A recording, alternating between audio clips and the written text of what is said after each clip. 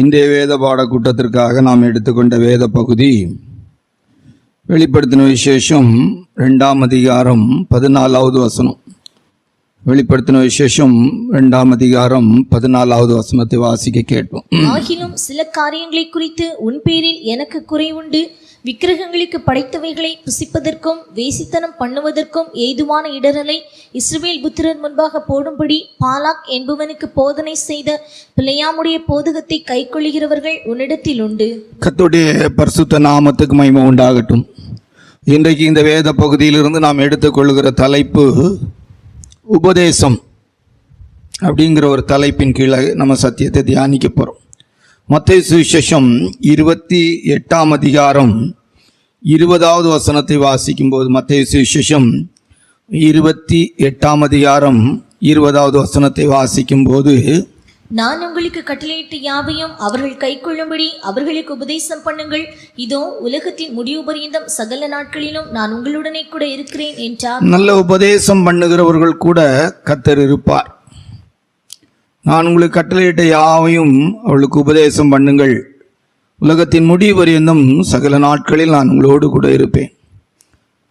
அப்போஸ்தலனாகிய பவுல் அவர்கள் கொலோசியருக்கு எழுதின நிருபம் 1ஆம் அதிகாரம் 28வது வசனத்தை வாசிக்கும்போது, எந்த மனுஷனையும் நாங்கள் கிறிஸ்து இயேசுவுக்குள் தேறினவளாய் நிறுத்தும்படிக்கு நாங்கள் அவரையே அறிவித்து எல்லா ஞானத்தோடும் உபதேசம் பண்ணுகிறோம் என்பதாக அங்கே எழுதி வைத்திருக்கிறார். வாசியுங்கள். எந்த மனுஷனையும் கிறிஸ்து இயேசுவுக்குள் தேறினவனாக நிறுத்தும்படிக்கு அவரையே நாங்கள் அறிவித்து எந்த மனுஷனுக்கும் புத்தி சொல்லி எந்த மனுஷனுக்கும் எல்லா ஞானத்தோடும் உபதேசம் பண்ணுகிறோம். உபதேசம் அப்படிங்கிற ஒரு வார்த்தையின் அடிப்படையில் பேச போகிறோம். இதில் இந்த நாட்களில் நம்ம அந்த பெர்கமோ சபையில் காணப்பட்ட அந்த துருபதேசத்தை குறித்து சற்று விளக்கமாய் நாம் தியானிப்போம். உபதேசம் வேதத்தில் வாசிக்கும் போது உபதேசம் என்கிற வார்த்தையின் அந்த ஒத்த வாக்கியமாகவே நல்ல ஆவிக்குரிய ஜீவியத்துக்குரிய உபதேசத்தை ஒரு 7 வார்த்தையாக நாம் படிக்கலாம். அதை உங்களுக்கு முகவுரையாக சுருக்கமாக உங்களுக்கு சொல்லிவிட்டு, இந்த நாட்களிலே தெய்வ பிள்ளைகளுக்குள்ளே அல்லது சபைகளுக்குள்ளே கர்த்தருடைய ஊழியர்களை வஞ்சிக்கும்படியாக காணப்படுகிற அந்த உபதேசங்கள் எப்படிப்பட்டதாக இருக்கிறது என்பதை நாம் அறிந்து கொள்ள வேண்டும். பெர்கமு சபைக்கு கர்த்தர் சொல்லும்போது சொல்றார், இந்த பிலேயாமுடைய போதனை, அந்த உபதேசம் அந்த சபைக்குள்ளே காணப்படுகிறதப்பா அப்படின்னு ஆண்டவராகிய தேவன் ஆவியானோரை கொண்டு அந்த சபையை எச்சரிக்கிறார். இந்த சபை சாத்தானின் சிங்காசனம் இருக்கிற இடத்தில் இருக்கிறது. இந்த சபையை குறித்து சில நல்ல காரியங்கள் இருக்கிறது. ஆனாலும் இந்த சபைக்குள்ளே இப்படிப்பட்டதான் அந்த துருபதேசத்தின் அனுபவங்கள் இருக்கிறது. இந்த துருபதேசத்தின் அனுபவம் என்றால் என்ன என்பதுதான் இன்றைக்கு வேத பாடக்கூட்டத்திலே நாம் சற்று நமக்கு ஆண்டவர் கொடுத்த வெளிப்படுத்தலின்படி தியானிக்க போகிறோம். அதற்கு முன்பாக அந்த முகவுரையாய் தேவனுடைய பிள்ளைகளுக்கு தேவையான அந்த உபதேசங்கள், நாம் அறிந்து கொள்ள வேண்டிய உபதேசங்கள் என்ன அப்படின்னு ஒரு வரிசைப்படுத்தி ஒரு 7 காரியத்தை உங்களுக்கு சொல்லுகிறோம். 2 கொரிந்தியர் 5ஆம் அதிகாரம் 19-20 வாசிக்கும் போது, ஒரு ஒப்புரவாகுதலின் உபதேசம் நமக்கு தேவையாக இருக்கிறது. தேவனோடு மனிதர்களோடு நாம் ஒருவருக்கொரு சமாதானமாக தேவனுக்குள்ளே ஒரு ஐக்கியமாய் தேவனோடு ஒரு நல்ல ஐக்கியத்தோடு இந்த உலகத்தில் வாழும்போது கசப்பு வைராக்கியங்கள் பிரிவினைக்கு ஏதுவான எண்ணங்கள் இல்லாமல், மன்னிக்க முடியாமல் வாழுகிற அனுபவம் இல்லாமல் ஒப்புரவாகுதலின் உபதேசம் நமக்கு தேவையாக இருக்கிறது. வாசியுங்கள். அதென்னவெனில் தேவன் உலகத்தாருடைய பாவங்களை எண்ணாமல் கிறிஸ்துவுக்குள் அவர்களை தமக்கு ஒப்புரவாக்குதலின் உபதேசத்தை எங்களிடத்தில் ஒப்புவித்தார். ஆனபடியினாலே தேவனானவர் எங்களை கொண்டு புத்தி சொல்கிறது போல நாங்கள் கிறிஸ்துவுக்காக ஸ்தானாபதிகளாயிருந்து தேவனோடே ஒப்புரவாகுங்கள் என்று கிறிஸ்துவின் நிமித்தம் உங்களை வேண்டிக் கொள்ளுகிறோம். இந்த ஒப்புரவாகுதலின் உபதேசம் ஐக்கியத்துக்கு ஏதுவான உபதேசம். அப்போ நல்ல ஒரு சபையில் நல்ல கர்த்தருடைய ஊழியர்களுடைய வார்த்தைகள் ஒரு ஒப்புரவாகுதலின் உபதேசமாக இருக்கும். ஒரு குடும்பத்தை ஒப்புரவாக்கக்கூடிய விதத்தில் இருக்கும். ஒரு சபையிலே ஜனங்கள் ஒரு மனமாய் ஐக்கியமாய் வாழ்கிறதற்கு ஏற்ற விதத்திலே இந்த உபதேசம் இருக்கும். அநேக இடங்களிலே சில ஸ்தாபனங்களிலே சில ஊழியர்கள் டிரான்ஸ்ஃபர் ஆகி போகும்போது அந்த சபையை 2 பிரிவாக மாற்றிடுவாங்க. 2 பிரிவா, மேக்சிமம் ஒரு 2 பிரிவா, குறைஞ்சபட்சம் ஒரு 2 பிரிவா, அதுக்கு மேலேயும் இருக்கலாம். ஒன்று அந்த ஊழியர்களை நல்லா நேசிக்கிறது போல், அந்த ஊழியர்களோடு கூட இருக்கிறது போல் ஒரு கூட்டத்தை சேர்த்துருவாங்க. இன்னொரு கூட்டம் வெறுக்கப்படுற ஒரு கூட்டம் ஆயிரும். ஆனால் ஒரிஜினலாக உண்மையாக சொன்னால் ஒரு நல்ல கர்த்தருடைய ஊழியர்கள் அவளுடைய வார்த்தைகள் உபதேசங்களாக இருக்குமானால் அந்த உபதேசங்கள் ஆண்டவருடைய கிருபையினாலே ஒப்புரவாகுதலுக்கு எதுவாக இருக்கும். எல்லாரும் எப்படிப்பட்ட நிலவரத்தில் உள்ளவர்களும் ஒரு கிறிஸ்துவுக்குள்ளே ஒரு ஐக்கியமாய் ஒப்புரவாகுதலின் அனுபவத்தோடு வாழ்வார்கள். எல்லாரோடும் எல்லா விதத்திலும் இசைந்து வாழ முடியாது. எல்லாரோடு எல்லா விதத்திலும் ஐக்கியப்பட்டு நாம் அவர்களோடு கூட இசைந்து கொள்ள முடியாது. ஆனால் நம்ம யார் மேலும் கசப்பு இல்லாமல், வெறுப்பு இல்லாமல், சமாதான குறைவு இல்லாமல் ஒப்புரவாகுதலின் அனுபவத்தோடு வாழ முடியும். அதான் உபதேசம். இப்போ அந்த அனுபவத்தில் நம்ம கேட்குற வார்த்தை நமக்குள்ள பிரிவினைக்கு ஏதுவாய், கசப்புக்கு ஏதுவாய், என்ன சொல்லலாம், நம்ம வாழ்க்கையில் மன்னிக்க முடியாத அனுபவத்தில் இருக்கக்கூடாது. நம்ம கேட்குற உபதேசம் வேதத்தின்படி ஒப்புரவாகுதலின் உபதேசமாக இருக்கணும். அதில் முக்கியமாக தேவனோடு எப்பவும் நம்ம ஒப்புரவாகி இருக்கணும். தேவனுக்கும் நமக்கு இடையில் எந்த விதமான பிரிவினைக்கு ஏதுவாக இருக்கக்கூடாது. தேவனோடு உள்ள ஒப்புரவாகுதல் என்று சொல்லும்போது அங்கே பாவம் வரவே கூடாது. ஒப்புரவாகுதல், தேவனோடு கூட ஒப்புரவாகுதல் அப்படின்னு சொல்லும்போது அதுக்குள்ள பாவம் வரவே முடியாது. நம்முடைய பாவம் தான் நம்மையும் தேவனையும் பிரிக்கிறது. ரைட். அப்போ ஒப்புரவாகுதலின் உபதேசம் என்பது ஒரு ஐக்கியத்துக்கு ஏதுவாகவே நாம் கேட்கிற தெய்வீகமான ஒரு சத்தத்தை காட்டுகிறது. 2 தீத்து 2ஆம் அதிகாரம் 9, 10, 2 யோவான் 9வது வசனமும் வாசிக்கும் போது, வாசிங்க, தீத்து 2, 9, 10. வேலைக்காரர் நம்முடைய இரட்சகராகிய தேவனுடைய உபதேசத்தை எல்லாவற்றிலும், தேவனுடைய உபதேசம், இங்கே தேவனுடைய உபதேசம் அப்படிங்கிற ஒரு வார்த்தை என்ன செய்திருக்கு, சொல்லியிருக்கு. அப்போ ஆவிக்குரிய தெய்வ பிள்ளைகளுடைய லைஃப்ல அந்த தேவனுடைய உபதேசம் அப்படிங்கிற ஒரு உபதேசம் நமக்கு தேவையாக இருக்கிற. கர்த்தருடைய பரிசுத்த நாமத்துக்கு மகிமை உண்டாகட்டும். 2 யோவான் 9வது வசனத்தை வாசிக்கும் போது கிறிஸ்துவின் உபதேசம், வாசிங்க. கிறிஸ்துவின் உபதேசத்திலே நிலைத்திராமல், ஆமா, அந்த கிறிஸ்துவின் உபதேசம், தேவனுடைய உபதேசம் அப்படிங்கிறது ஒரு கீழ்ப்படிதல், தெய்வீகமான சுபாவங்களை அடிப்படையாக கொண்ட வார்த்தைகள். கீழ்ப்படிவதற்கு, தெய்வீகமான சுபாவத்துக்கு ஏதுவான அடிப்படை வார்த்தைகளுக்கு அந்த தேவனுடைய உபதேசம், கிறிஸ்துவின் உபதேசம் அப்படின்னு சொல்லி பேர் எடுத்துக்கொள்ளலாம். நமக்கு கொடுக்கப்பட்ட வெளிப்படுத்தல், நிறைய வெளிப்படுத்தல்கள் இதில் பேசுறதுக்கு அநேக பரிசுத்தவான்களுக்கு, இன்னும் சொல்ல போனால் தெய்வ பிள்ளைகளுக்கு கூட வெளிப்பாடுகள் இருக்கலாம். நம்ம வரிசைப்படுத்துவதற்கு இந்த தேவனுடைய உபதேசம், கிறிஸ்துவின் உபதேசம் என்பது ஒரு மனிதன் கீழ்ப்படிதலுக்கும், இயேசுப்பாவுடைய அந்த சுபாவங்களுக்கு, இயேசுப்பாவை போல உள்ள அந்த சுபாவங்களுக்கு ஏதுவாய் நாம் கேட்கிற வார்த்தைகள் எல்லாம், அப்படிப்பட்ட வார்த்தைகள் நாம் கேட்டுக்கொண்டிருப்போமானால் அதற்கு என்ன சொல்லலாம், தேவனுடைய உபதேசம், கிறிஸ்துவின் உபதேசம். தேவனுடைய உபதேசம் அப்படிங்கிறதே ஒரு மனிதன் கீழ்ப்படிய வேண்டும் என்பதற்கு. அதில் கிறிஸ்துவின் உபதேசம் என்று சொல்லும்போது தேவனுடைய கேரக்டர், அவருடைய சுபாவங்களை அடிப்படையாக வைத்தது. கர்த்தருடைய பரிசுத்த நாமத்துக்கு மகிமை உண்டாகட்டும். தேவனுடைய உபதேசத்தின் அடிப்படை இயேசுப்பாவுக்கிட்டே இருந்துச்சு. புஸ்தக சுருள்ல சொல்லப்பட்டது போல அவர் பட்ட பாடுகளினாலே கீழ்ப்படிதலை கற்றுக்கொண்டு மரண பரியந்தம் கீழ்ப்படிந்தவரானார். அப்போ அந்த தேவனுடைய உபதேசம், கிறிஸ்துவின் உபதேசம் என்பதெல்லாம் நம்முடைய ஆவிக்குரிய ஜீவியத்திலே நாம் தேவனுக்கு கீழ்ப்படிவதற்கும், தெய்வீகமான இயேசுப்பாவுடைய சுபாவத்திலே பிதாவை போல வாழ வேண்டும் என்கிற விதத்தில் கேட்கிற வார்த்தைகளுக்கெல்லாம் இந்த கிறிஸ்துவின் உபதேசம், தேவனுடைய உபதேசம் என்கிற பெயர் கொடுக்கலாம். அடுத்து நீதிமொழிகள் 1:3 வாசிக்கும் போது, நீதிமொழிகள் 1ஆம் அதிகாரம் 3வது வசனத்தை வாசிக்கும் போது விவேகத்தின் உபதேசம் அப்படின்னு சொல்லியிருக்கோம். வாசிங்க. விவேகம், நீதி, நியாயம், நிதானம் என்பவர்களை பற்றிய உபதேசத்தை அடையலாம். ஆமா, விவேகம், நீதி, நீதி, நியாயம், நிதானம் இவைகளை பற்றிய உபதேசத்தை அடையலாம். அப்போ இந்த இடத்துல விவேகம், நீதி, நியாயம், நிதானம் என்பவைகளை பற்றிய உபதேசம். அப்போ இந்த உலகத்தில் வாழும்போது சில அறிவுபூர்வமான, புத்தியான, ஞானமான, என்ன சொல்லலாம், நீதி நியாயமாய் இந்த உலகத்தில் நம்ம குற்றம் சாட்டப்பட முடியாத அளவுக்கு நிறைய காரியத்தை நம்ம செய்ய வேண்டியது அவசியமாக இருக்குது. அது ஒரு விவேகத்துக்கு ஏதுவான உபதேசமாக எடுத்துக்கொள்ளலாம். உலகத்தில் ரொம்ப ஞானமாக பேசணும், ஞானமாக நடக்கணும், புத்தியாக செயல்படணும், அறிவாய் செயல்படணும், விவேகத்தின் அனுபவத்தில் நீதி நியாயம். உலகத்தில் நம்ம வாழ்கிறதுனால சில நீதிகளை விட்டுற முடியாது, சில நியாயங்களை விட முடியாது அப்படின்னு சொல்லி நமக்கு வேதம் சொல்லி கொடுக்கும். இப்போ நீதிமொழிகளெல்லாம் இந்த உலகத்தில் வாழும்போது நம்ம எப்படி வாழணும், இந்த உலகத்தில் நம்ம எப்படி பேசணும், எப்படி நடக்கணும் அப்படிங்கிறதெல்லாம் கற்றுக் கொடுக்குது. வேதம் நமக்கு அதை ரொம்ப தெளிவாக கற்றுக் கொடுக்குது. இந்த உலகத்தில் சில இடத்துல நம்ம நலமானதையும் பேசாமல் இருக்கணும் அப்படின்னு வேதம் நமக்கு கற்றுக் கொடுக்கிறது. சில இடத்துல நம்ம நீதி நியாயத்தை கூட தட்டி கேட்கறது கூட ஆண்டவர் அனுமதி கொடுக்க மாட்டாங்க. அது ஒரு விவேகம். அது ஒரு நம்முடைய ஜீவியத்தில் ஆண்டவராக இயேசுப்பா தன்னை தாழ்த்தின போது நியாயம் எடுபட்டு போயிற்று அப்படின்னு சொல்லியிருக்கு. அப்போ அந்த மாதிரி உலகத்தில் சில இடங்களில் வேகமாய் நடந்து கொள்கிறது.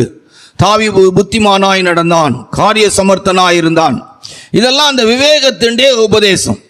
எல்லா இடத்திலும் நம்ம எல்லாம் பேசிட முடியாது, எல்லாம் பேசக்கூடாது.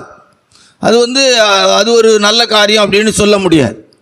அதனால் நமக்கு கொடுக்கப்பட்ட அந்த அனுபவத்தில் நம்ம பேசி வாழ்வது, ஞானமாய் நடப்பது, புத்தியாய் நடப்பது, அறிவாய் காரியங்களை செய்வது, இப்படியெல்லாம் பைபிளில் சொல்லப்பட்ட அந்த வார்த்தை. ஞானம் தன் வீட்டை கட்டி 7 தூண்களை சுத்திரம் தீர்த்தது, புத்தி உள்ள ஸ்திரீ தன் வீட்டை கட்டுகிறாள் என்று சொல்லப்பட்ட அந்த உலகத்தில் வாழும்போது, உலக ஜனங்களோடு நம்ம வாழ்கிற வாழ்க்கையில் நாம் எப்படி வாழ வேண்டும், எப்படி தெய்வ பிள்ளைகள் வாழ்வதற்கேற்ற விதத்திலே நமக்கு வேதம் சொல்லி கொடுக்கிறது.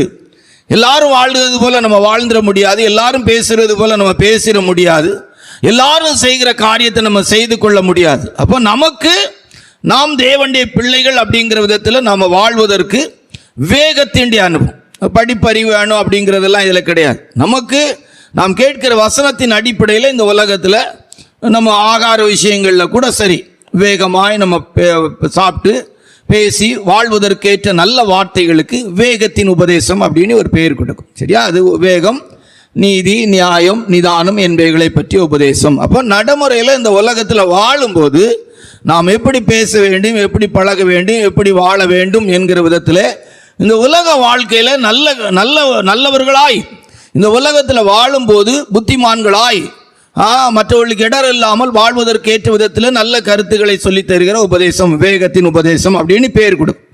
4வது வேதத்தில் வாசிக்கும் போது அப்போஸ்தலருடைய உபதேசம். அப்போஸ்தலர் நடபடிகள் 2ஆம் அதிகாரம் 42வது வசனத்தை வாசிக்கும் போது, அப்போஸ்தலர் நடபடிகள் 2ஆம் அதிகாரம் 42வது வசனத்தை வாசிக்கும் போது வாசிங்கள். அவர்கள் அப்போஸ்தலருடைய உபதேசத்திலும் அந்யோன்யத்திலும் அப்பம் பிட்குதலிலும் ஜெபம் பண்ணுதலிலும் உறுதியாய் தரித்திருந்தார்கள். அப்போஸ்தலருடைய உபதேசம் அப்படின்னு சொல்லியிருக்கு. இந்த அப்போஸ்தலருடைய உபதேசம் அப்படிங்கிறதுல முக்கியமான 2 விஷயம் இருக்குது. அப்போஸ்தலருடைய வாழ்க்கை என்பதே முதல் வேலை அவங்க தேவனோடு தங்கி இருந்து தேவனுடைய வார்த்தைகளை பிரசங்கிப்பது, தேவனுடைய வேலையை செய்வது. 2வது அப்போஸ்தலருடைய மிக முக்கியமான வேலைன்னு சொன்னால் தங்களுக்கு கிடைக்கிற காணிக்கைகள், பணங்கள் எல்லாவற்றையும் பகிர்ந்து பிரித்து கொடுத்துட்டு அவங்க பூமியில் வாழும்போது ஒரு பிரதிஷ்டையாக வாழ்வது. இந்த அனுபவம் ஆதி அப்போஸ்தலர் காலத்தில் ஜனத்துக்குள்ளே கூட இருந்துச்சு. அவங்க எல்லாரும் ஆண்டோடைய கிருபையினால தேவனோடு தங்கி இருக்கிற அனுபவத்தில் கிருபையாய் அவங்களுக்கு இருக்கிற எல்லாவற்றையும் பகிர்ந்து பிரித்து கொடுத்து வாழ்ந்திருக்கிறார். அப்போஸ்தலருடைய உபதேசம். இன்றைக்கு அப்போஸ்தலர்கள் அப்படின்னு நாங்கள் சொல்லிக் கொள்ளலாம். நான் ஒரிஜினல் ஒரு அப்போஸ்தலன் என்பவன் இந்த பூமியில் பணத்தை சேர்க்க மாட்டான். முதல்ல அவனுடைய வேலை தேவனோடு தங்கி இருக்கிறது. அவனுடைய முக்கிய முதல் வேலை தேவனோடு தங்கி இருந்து ஊழியம் செய்வது. சும்மா ஆண்டவர் அதை சொன்னார் இதை சொன்னார் அப்படியெல்லாம் சொல்கிறது தவறுங்கிறதுக்கு இல்லை.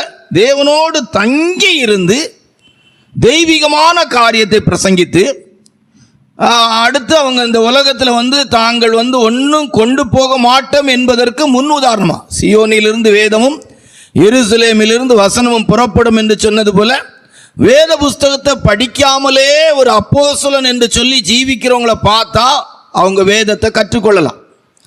அதான் சியோனிலிருந்து வேதமும் எருசலேமிலிருந்து வசனமும் புறப்படும். 66 புஸ்தகத்திலும் இருந்து ஆண்டோடைய கிருபையினால ஒரு ஊழியர்கள் வாழ்கிற வாழ்க்கை அல்லது வேதம் ஒரு மனிதன் எப்படி வாழ வேண்டும் என்று சொல்வதை அப்போஸ்தலரிடத்திலிருந்து கற்றுக்கொள்ளலாம். அப்போஸ்தலர் பவுல் அவர்கள் சொல்லும்போது கிறிஸ்துவின் அச்சடையாளங்களை நான் பெற்றிருக்கிறேன் அப்படின்னு சொல்கிறாங்க. அப்போஸ்தலருடைய உபதேசம் அப்படிங்கிறதுக்கு நிறைய விளக்கங்கள் இருக்கலாம். நம்ம சும்மா அப்படி சிம்பிளாக ரொம்ப குறைவாக சொன்னால் அப்போஸ்தலருடைய உபதேசம் என்று சொல்லும்போது அது ஒரு நல்ல ஆண்டோடைய கிருபையினாலே ஒரு பிரதிஷ்டைக்குரிய ஒரு ஜீவியத்தை தான் அது காட்டு. நல்ல பிரதிஷ்டை. என்ன பிரதிஷ்டை? கர்த்தருடைய பிள்ளைகளுக்கு ஒரு ஆலயத்தை பிரதிஷ்டை பண்ணினால் அது தேவனுக்கென்று அப்படிங்கிறது. சொந்த வாழ்க்கையை தேவனுக்கென்று, தங்கள் ஆவி ஆத்மா சரீரத்தை தேவனோடு வாழ்வதற்கென்று பிரதிஷ்டை பண்ணி அந்த தேவனை குறித்தே அவர்கள் பிரசங்கம் பண்ணி, வேற எதுவுமே அவங்களுக்கு மேன்மை பாராட்டுறதுக்கு இருக்காது, மேன்மையா சொல்றதுக்கு இருக்காது. அவருடைய வாழ்க்கையில் அவங்க மேன்மை பாராட்டுவது எல்லாம் தாங்கள் தங்கி இருக்கிற தெய்வத்தை குறித்தே, தங்களை அழைத்த தேவனை குறித்தே, தங்களை வேறு பிரித்த தேவனை குறித்தே அப்படிங்கிற கணக்கில் அவங்க தேவனோடு தங்கி இருப்பாங்க, தேவனை பற்றி பேசுவார்கள்.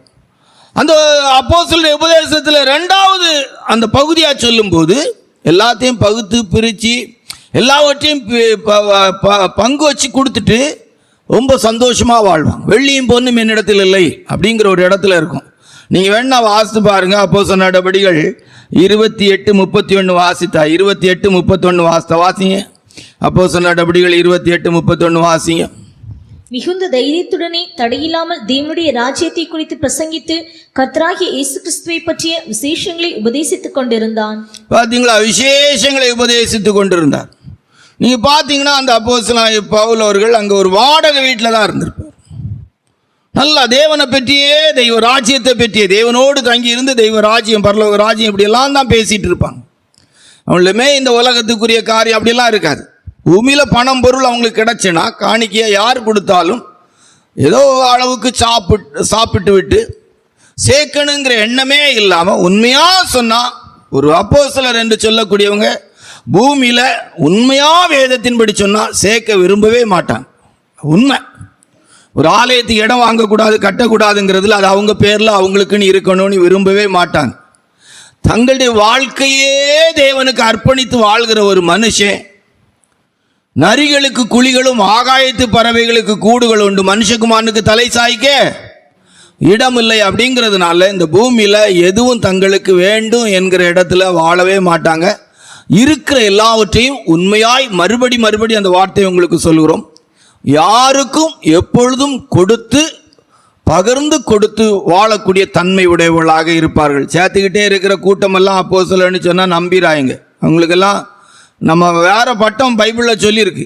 அப்படியெல்லாம் இருந்தாங்கன்னா அதெல்லாம் எப்படின்னு எனக்கு தெரியல. ரைட், ஓகே, நம்ம இதோடி நிறுத்தினா நம்முடைய வேத பாட கூட்டத்தில் ரொம்ப நல்லா இருக்கு.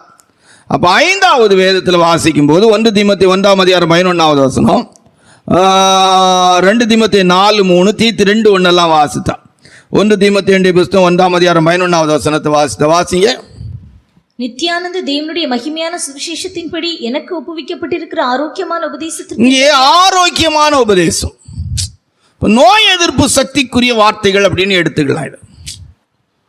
ஆரோக்கியமான உபதேசம் ஒரு தேவனுடைய பிள்ளைடைய லைஃப்ல இந்த ஆரோக்கியமான அவிசுவாசத்துக்கு விரோதமாக, அவநம்பிக்கைக்கு விரோதமாக, அதைரியத்துக்கு விரோதமாக ஒரு தேவனுடைய பிள்ளைய லைஃபை சீர்கேடா மாற்றுகிறதற்கு ஏற்றுவான எல்லா சூழ்நிலையும் மாற்றி அமைக்கக்கூடிய ஆரோக்கியமான உபதேசம்.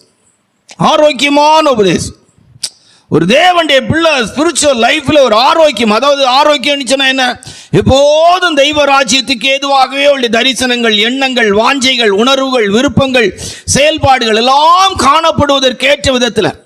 இப்போ சரீரத்தில் நோயற்ற வாழ்வு குறைவற்ற செல்வம் என்று சொல்லக்கூடிய அனுபவத்தில் நோய் எதிர்ப்பு சக்தி இருக்கும்போது மழை, வெயில் மற்றும் ஆகாரங்களில் வர ஃபுட் பாய்சனில் வர எல்லாவற்றையும் அந்த நோய் எதிர்ப்பு சக்தியினால் ஒரு மனிதன் எதிர்த்து வாழ்கிற அனுபவத்தில் அவனுடைய சரீரத்தில் நோய் எதிர்ப்பு சக்தி இருக்குமானா அவன் ஆரோக்கியமானவனாக இருக்கிறான்.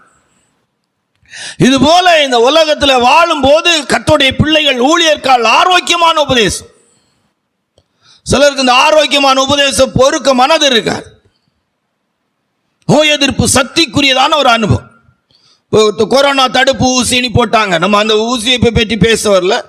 இது மாதிரி நோய் எதிர்ப்பு சக்திக்கு ஏதுவாக போலியோ சொட்டு மருந்துன்னு கொடுக்குறாங்க. முன்னொரு காலத்தில் திடீர்னு பிள்ளைகளுக்கு போலியோ வந்துடும். இப்போ போலியோ சொட்டு மருந்துன்னு என்ன செய்கிறாங்க? கொடுக்குறாங்க. அது என்ன செய்யுது? இந்த பிள்ளைகளுக்கு பிள்ளைகள் வாதம் அப்படிதானா, அந்த மாதிரி வாத நோய்கள் வந்து பிள்ளைகள் ஊனமாகாதபடிக்கு அந்த சொட்டு மருந்து அவங்களுக்குள்ள கிரியை செய்யுது.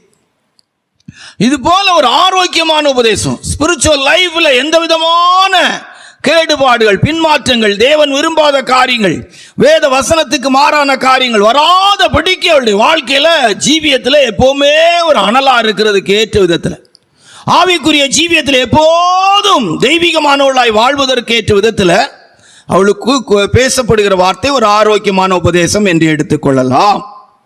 6 வேதத்தில் வாசிக்கும் போது 1 தீமோத்தே அந்த இதில் 2 தீமோத்தே 4:3 தீத்து 2:1 வாசித்தா அந்த கண்டித்து பிரசங்கம் பண்ணுங்கள் அப்படின்னு அதில் எழுதியிருக்கு. இந்த ஆரோக்கியமான உபதேசத்துக்கு ஜாயிண்டா சேர்த்து நம்ம சொல்ற வார்த்தை வாசிங்க. ஏனென்றால் அவர்கள் ஆரோக்கியமான உபதேசத்தை பொறுக்க மனதில்லாமல் செவித்தன உள்ளவர்களாகி தங்கள் சுய இச்சைகளுக்கு ஏற்ற போதகர்களை தங்களுக்கு திரளாக சேர்த்து கொண்டு. அதுல மேல வாசித்து பார்த்துட்டு சமயம் வாய்த்தாலும் வாய்க்காவிட்டாலும் வேத வசனத்தை என்ன செய், கடிந்து கொண்டு உபதேசம் பண்ணு. 4வது வசனமா 2 வாசியா. சமயம் வாய்த்தாலும் வாய்க்காவிட்டாலும் ஜாக்கிரதையாய் திருவசனத்தை பிரசங்கம் பண்ணு, எல்லா நீடிய சாந்தத்தோடும் உபதேசத்தோடும் கண்டனம் பண்ணி. இதான் அந்த ஆரோக்கியமான உபதேசம். ஆரோக்கியமான உபதேசம் இதை பொறுக்க சிலருக்கு மனதில்லை அப்படின்னு சொல்றார். தீத்துடைய புஸ்தகத்தில் வாசிக்கும் போதும் 2ஆம் அதிகாரம் 1வது வசனத்தை வாசித்தார். 2:1 வாசிய. நீயோ ஆரோக்கியமான உபதேசத்துக்கு ஏற்றவைகளை பேசு. ஆரோக்கியமான உபதேசத்துக்கு ஏற்றவைகளை பேசு. நல்லா கண்டிச்சு பேசி எடுத்து ஜனங்களுக்குள்ள அந்த என்ன சொல்லலாம், ஆவிக்குரிய ஜீவியத்தில் குறைவே வந்துடக்கூடாது. சரியா? 6 வேதத்தில் வாசிக்கும் போது கர்த்தருடைய பிள்ளைகள் எப்போது நமக்குள்ள அறிந்திருக்க வேண்டிய கேட்டுக்கொண்டிருக்க வேண்டிய உபதேசங்கள் அப்படின்னு சொன்னா, தீமோத்தேயுடைய புஸ்தகம் 1 தீமோத்தேயு 6ஆம் அதிகாரம் 3-6 வாசிக்கும் போது 1 தீமோத்தேயுடைய புஸ்தகம் 6ஆம் அதிகாரம் 3-6 வாசிங்க. ஒருவன் நம்முடைய கர்த்தராகிய இயேசு கிறிஸ்துவின் ஆரோக்கியமான வசனங்களையும் தேவ பக்திக்கேற்ற உபதேசங்களையும் ஒப்புக்கொள்ளாமல். தேவ பக்திக்கேற்ற உபதேசம் என்ன உபதேசம்? தேவ பக்திக்கேற்ற உபதேசம். இந்த உபதேசம் என்ன அப்படின்னா 6வது வசனத்தை வாசித்தா தெரியும். வாசிங்க. போதும் என்கிற மனதுடனே கூடிய தேவ பக்தியே மிகுந்த ஆதாயம். ஆமா, தேவ பக்திக்கேற்ற உபதேசம். தேவ பக்திக்கேற்ற உபதேசம். தேவ பக்தினா என்ன? போதும். லபலபணி கடந்து இந்த உலகத்தில் சேர்த்து கொண்டு போய் அவங்க யார் கொண்டு போனான்? வெக்கமா இருக்குது. இன்னைக்கு உலகத்தில் இருக்கிற மனுஷன் வேதனையா இருக்கு. ரொம்ப பெரிய கஷ்டமான விஷயம். சேர்க்கறதுக்கு என்ன பாடுபடுறாங்க.